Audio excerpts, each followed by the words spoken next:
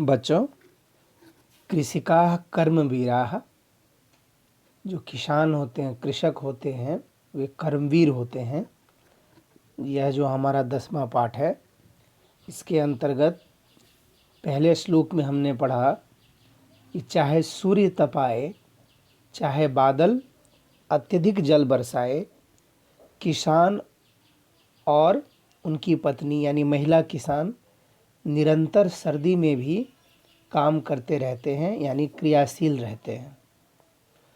दूसरे श्लोक में हमने पढ़ा कि गर्मी में शरीर पसीने से लथपथ होता है और सर्दी में शरीर सदा कंपन युक्त होता है, तथापि वे यानी किसान और उनकी पत्नी हल के द्वारा और कुदाल के द्वारा खेत जोतते रहते हैं। और थर्ड श्लोक में था, उनके पैरों में न जूते हैं न शरीर पर वस्त्र हैं, उनका जीवन निर्धन और कष्टमय है, सुख तो उनसे दूर ही रहता है। इस तरह हमने फर्स्ट, सेकेंड और थर्ड श्लोक में पढ़ा था। और चौथा जो श्लोक है वह कहता है, गृहं जीर्णं न वर्षासु वृष्टिं वारयितुं क्षमं तथापि कर्म वीरत्वं कृषिका नाम न नश्यति। उनका जो घर है पुराना है। किसान का जो घर है, या पिक्चर में देखिए, किसान का घर पुराना है जो बारिश के समय वर्षा काल में वर्षा को दूर करने में भी समर्थ नहीं है। यानी किसान का जो घर है वह उसे बारिश से भी नहीं बचाता है, इतना पुराना घर है। तथापि उन किसानों की परिश्रम की भावना नष्ट नहीं होती है, फिर भी वे किसान दिन रात परिश्रम करते रहते हैं। अब इसको यहाँ डिटेल में देखते हैं कि गृहं जीर्णं न वर्षासु वृष्टिं वारयितुं क्षमं तथापि कर्म वीरत्वं कृषिका नाम न नश्यति। कहता है, कृषिका नाम गृहम सुदृढ़म नास्ति। किसानों का जो घर है वह मजबूत नहीं है, वह अच्छा घर नहीं है। तत्प्राचीनम अस्ति, वह पुराना घर है। तेषां गृहम जीर्णम भवति, उनका जो घर है वह टूटा फूटा होता है, पुराना होता है। तर्हि वर्षा काले किम भवति, इसलिए बारिश के समय में, रेनी सीजन में क्या होता है, वर्षा काले जलम अंतः प्रविशति। इसलिए बारिश के समय में क्या होता है, पानी जो है वह अंदर चला जाता है, घर के अंदर चला जाता है। न वर्षासु वृष्टिम वारयितुं क्षमम। कहता है वर्षा काले, वर्षासु यानी वर्षा कालेसु, इन रेनी सीजन, वृष्टि, वर्षा जो है, बारिश जो है वो क्या होता है, वारयितुम निवारितुम, बारिश के समय में उनका घर उन्हें बचाने में क्षमम समर्थम समर्थ नहीं होता है। उनका घर इतना पुराना है, इतना जीर्ण शीर्ण है कि बारिश के मौसम में वह घर उसे बचा नहीं पाता है। तत्गृहम वृष्टिम वारयितुं क्षमम न अस्ति। उनका जो घर है वह वृष्टि को, बारिश को बचाने में क्या है, समर्थ नहीं है। तत्गृहम वर्षा काले वृष्टिम न वारयति। उनका जो घर है वह बारिश के समय में उन्हें नहीं बचाता है।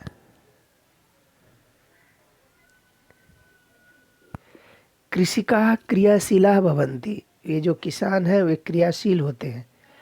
ते कर्मवीराः भवन्ति, वे कर्मवीर होते हैं। तेषां कर्मवीरत्वं न नश्यति। उनका जो वे जो कर्मवीर है, उनकी जो वीरता है वह खत्म नहीं होती है, चाहे वो कितना भी कष्ट झेल ले। केषां कर्मवीरत्वं न नश्यति। किनकी वीरता नष्ट नहीं होती है? तो आंसर है कृषिका नाम। किसानों की जो वीरता है, किसानों की जो वीरता है, वह कितना भी कष्ट झेल लेते हैं, उनकी वह वीरता नष्ट नहीं होती है। तथापि कर्म वीरत्वम कृषिका नाम न नश्यति। कहता है बारिश के मौसम में वह अत्यधिक कष्ट झेलते हैं, क्योंकि उनका जो घर है पुराना घर है, जो बारिश को सहने में समर्थ नहीं है।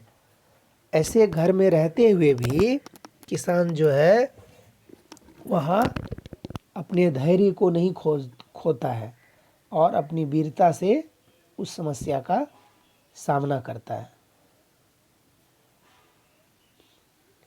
अब देखिए, मार्गस्य पार्श्वे क्षेत्रम कथम अस्ति। अब ये एक रास्ता दिखाया गया, इसके पास जो ये खेत है वो किस तरह के हैं? कहता है क्षेत्रम हरितम अस्ति। यह जो खेत है वो क्या है? हरा भरा है। क्षेत्रस्य सस्य पूर्णम अस्ति खलु। और उस खेत में जो फसल लगे हुए हैं वो हरे भरे हैं, पूरे हैं। एतत् कथम संभवति। यह कैसे संभव होता है? एतत् सर्वम कृषिकानां परिश्रम कारणेन संभवति। ये जो सारी चीज़ें हैं वे क्या होते हैं?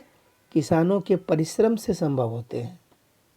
किसान जो दिन रात मेहनत करते हैं, उनकी मेहनत से यह संभव होता है।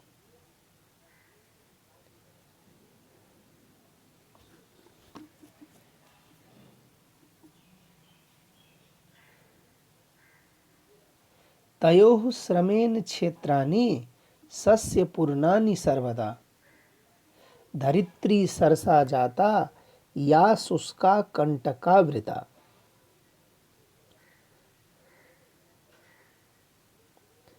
तयोः श्रमेण क्षेत्राणि सस्य पूर्णानि सर्वदा। धरित्री सरसा जाता या शुष्का कंटका वृता। कहता है तयोः इत्युक्ते कयोः। तयोः इत्युक्ते कृषिकयोः। उन किसानों का क्या होता है? कयोः श्रमेण क्षेत्राणि सस्य पूर्णानि। कृषिकस्य या कृषिकायाः च श्रमेण। किसान का और उनकी पत्नी का। अभी देखिए 5वां श्लोक है, कहता है कि किसान और उनकी पत्नी के परिश्रम के द्वारा ही सदा क्या होते हैं? खेत फसलों से युक्त रहते हैं। जो सूखी तथा कांटों से परिपूर्ण धरती है वह सरस हो गई है। इसका क्या मतलब अभी देखेंगे। तयोः श्रमेण क्षेत्राणि सस्य पूर्णानि सर्वदा। यानी किसान के परिश्रम से, किसान और उनकी पत्नी के परिश्रम से खेत जो है हमेशा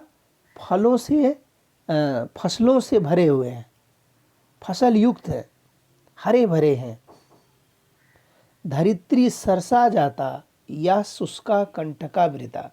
ऐसी धरती जो जिसमें घास फूस है, कांटे हैं, उन धरती को, उस जमीन को किसान उपजाऊ बना देते हैं और उसमें फसल लगाते हैं और वह धरती फसलों से हरी भरी हो जाती है। तयोः इत्युक्ते कयोः। तयोः जो यहाँ है, कहता तयोः इत्युक्ते कयोः। तयोः इत्युक्ते कृषिकयोः। किसान और उनकी जो पत्नी है उसके लिए यह शब्द यूज किया गया है। कयोः श्रमेण क्षेत्राणि सस्य पूर्णानि। किनके परिश्रम से क्षेत्र जो है, जमीन जो है, खेत जो है वह फसलों से भर जाते हैं, फसलों से युक्त हो जाते हैं। तो कृषिकस्य कृषिकायाः च श्रमेण। किसान और उनकी पत्नी के परिश्रम से, श्रमेण श्रम से, बाय लेबर। तयोः श्रमेण किम भवति। उनके परिश्रम से क्या होता है? क्षेत्राणि सर्वदा सस्य पूर्णानि भवति। धरती जो है, जमीन जो है हमेशा फसलों से युक्त होती है। देखिए मान लीजिए इस तरह की धरती है, ड्राई है बिल्कुल धरती, यानी पृथ्वी, सरसा जाता या शुष्का कंटकावृता, चाहे वह सूखी धरती हो, यहाँ पिक्चर में देखिए, या वह जमीन जो है कांटों से युक्त हो, कांटे हो उस जमीन में, देखिए बिल्कुल सूखी जमीन है और एक तरफ जमीन में कांटे भरी हुई है, कंटकावृता, कंटक पूर्णा, फुल ऑफ थॉर्न्स। तो इस तरह से चाहे वह सूखी जमीन हो या कांटों से भरी हुई जमीन हो। पूर्वम धरित्री कथम अस्ति या आसीत, तो कहते हैं कि किसान को जो ज़मीन मिलती है वह सूखी हुई होती है और कहीं कांटों से पूर्ण होती है। इस तरह देखिए यहाँ पर एक तरफ सूखी धरती है, ये सूखी धरती है, और दूसरी तरफ ये कांटों से भरी हुई धरती है। तो ऐसी सिचुएशन में भी किसान और उनकी पत्नी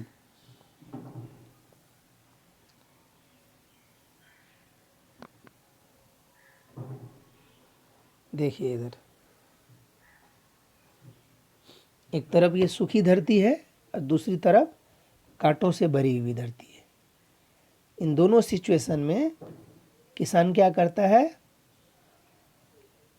धरित्री सरसा जाता या शुष्का कंटकावृता, जो धरती सूखी धरती है, कांटों से भरी धरती है, उस धरती को, उस पृथ्वी को किसान क्या करता है, हरा भरा बना देता है।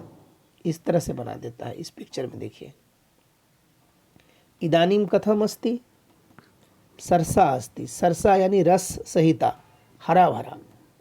अभी देखिए पिक्चर में, एक तरफ तो हमने देखा कि ऐसी सूखी धरती है, कांटों से भरी हुई धरती है, उस तरह की धरती को किसान क्या करता है, अपनी मेहनत से इस तरह से हरा भरा बना देता है।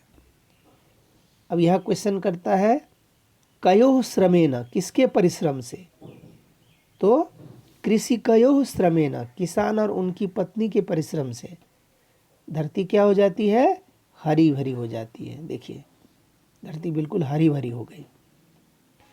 श्रमेण का सरसा जाता, श्रमेण परिश्रम से, धरित्री सरसा जाता अस्ति, श्रम से, परिश्रम से धरती जो है वह बिल्कुल हरी भरी हो गई है। या धरित्री शुष्का कंटकावृता आसीत साधुना सरसा जाता, जो धरती सूखी और कांटों से युक्त थी वह धरती अभी बिल्कुल हरी भरी हो गई।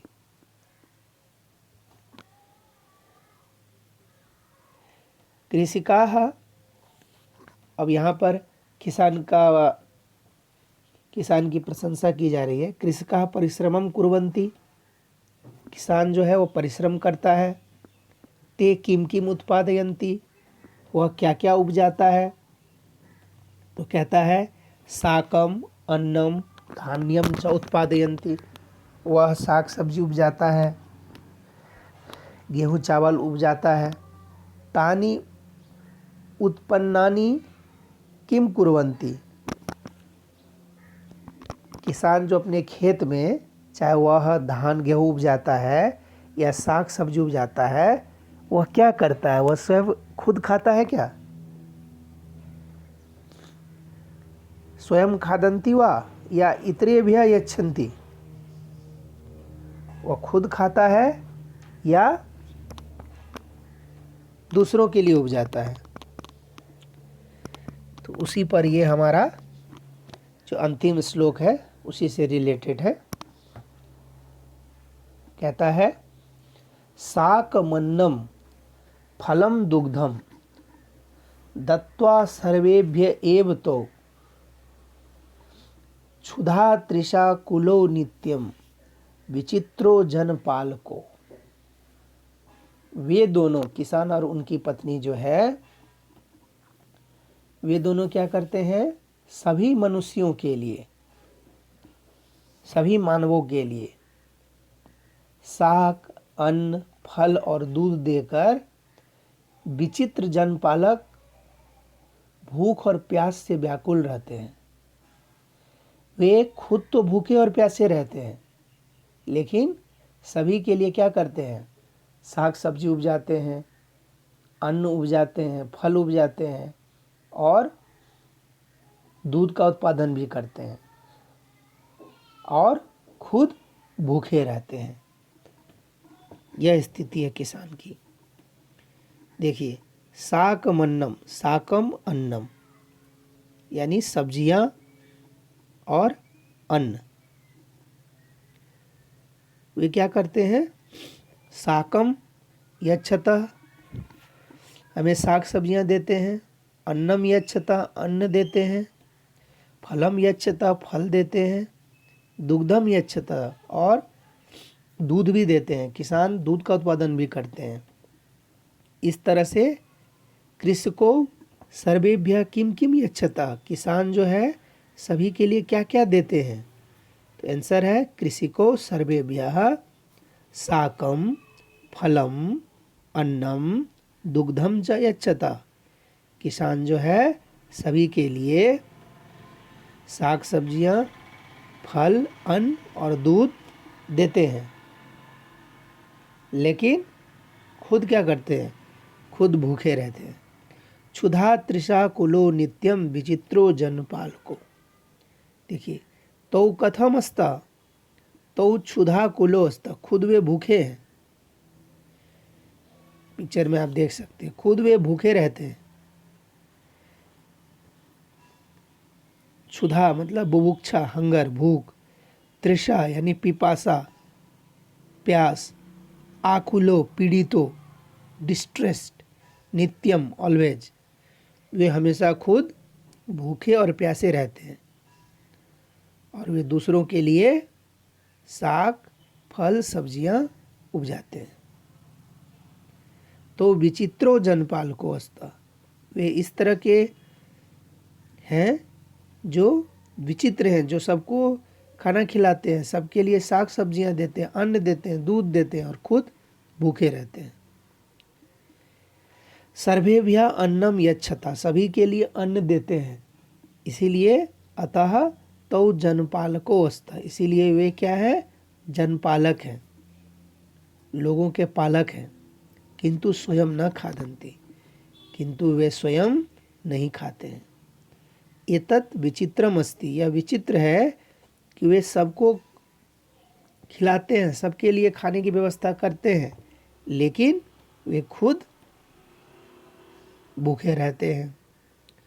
अतः तो विचित्रो जनपालको अस्ता, इसलिए वे विचित्र क्या है, जनपालक हैं, जो सभी के खाने की व्यवस्था तो करता है लेकिन खुद भूखा रहता है। तो सर्वेभ्यः, वे क्या करते हैं, सभी के लिए साकम फलम अन्नम दुग्धम दत्वा क्षुधा तृषाकुलो एव भवतः अतः तो विचित्रो जनपालको अस्ता। दत्वा का मतलब है देकर, हैविंग गिवन। अहो कृषिकाः श्रेष्ठा जना संति, अरे किसान जो हैं वह श्रेष्ठ जन है। तेभ्यः कृषिकेभ्यः अस्माकं नमस्कारः, वे जो हैं इस तरह के जो किसान हैं उनको हम प्रणाम करते हैं, उनको हम नमस्कार करते हैं। वयम तेषाम आदरम कुर्मः, हम जो है उनका आदर करते हैं, क्योंकि वे खुद भूखे रह करके हमारे खाने की व्यवस्था करते हैं, हमारे अन्न की व्यवस्था करते हैं, हमारे साग सब्जियों की व्यवस्था करते हैं और दूध की व्यवस्था करते हैं और खुद भूखे रहते हैं। अब इस पाठ में हमने क्या क्या पढ़ा, कृषि का नाम कार्यम, कृषकों किसानों के काम, तेसाम जीवन शैली, उनकी जो जीवन शैली है उसके बारे में पढ़ा, तेसाम दुह स्थिति, उनके दुखों के बारे में पढ़ा, तेसाम परिश्रमस्य फलम, उनके परिश्रम का फल पढ़ा, तेसाम उदारता, और उनकी उदारता के बारे में हमने इस पाठ में पढ़ा।